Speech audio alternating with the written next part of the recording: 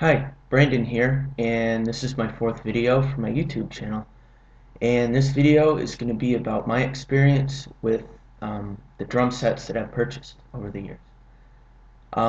In 2003, I bought my first drum set, which was a Century drum set I bought off eBay, new. It was a tomato red, and I put that drum set together by hand without a drum key, and I learned what a drum key was soon after I put it together because of all the frustration, and I looked at the instructions. But through the trial and error, I learned about the hardware and what it does and everything, so I'm pretty sure I won't forget about that. After a few months playing on that drum set, it got pretty beat up because it was made out of like plywood.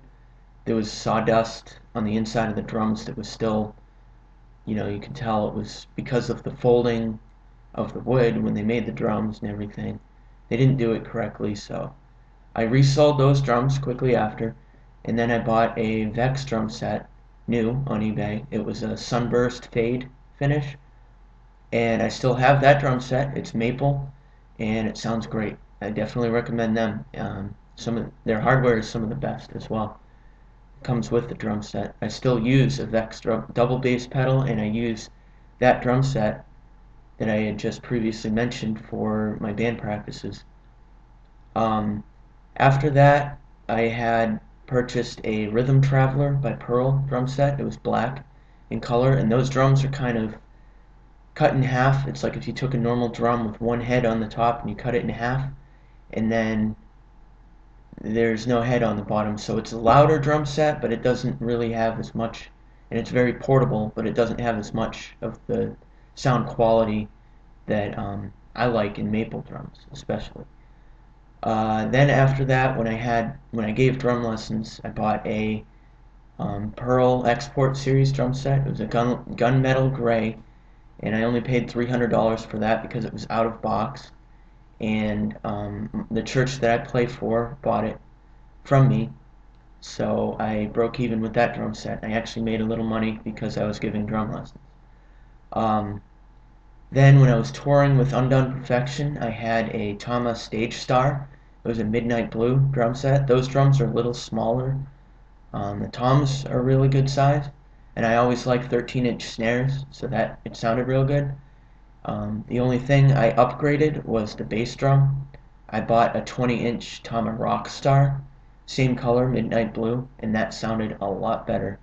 I had a lot of fun on that drum set. I even used it in the studio at Burn Studios in Sebring, Florida. After that, I sold that drum set to a guy here locally, and then after that, I bought the drums that I use now for performing. The Mapex, a guy locally was selling a Mapex lot of drums, and they're an old 80s Mars series drum set, and they're maple.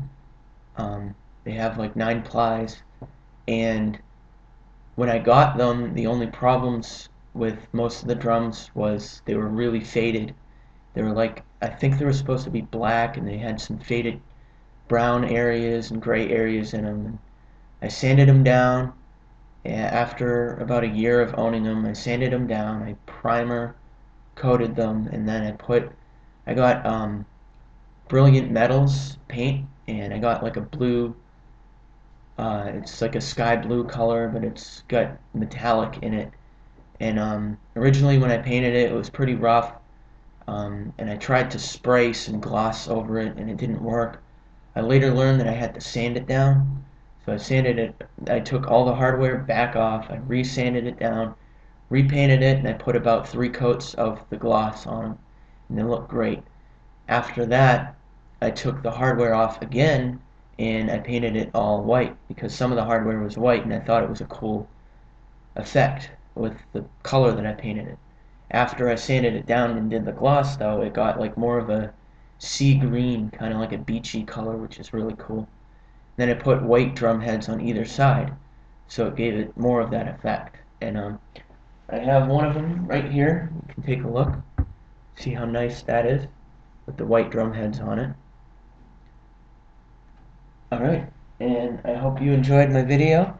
Oh yeah, and then I was going to mention the symbols that I use. I use Meinl MHS symbols to practice with, just as like an insurance policy, so I don't break any of my Zildjian A customs that I use live for performance and in the studio. I hope you liked this video, and there should be more posted soon. I got the webcam figured out.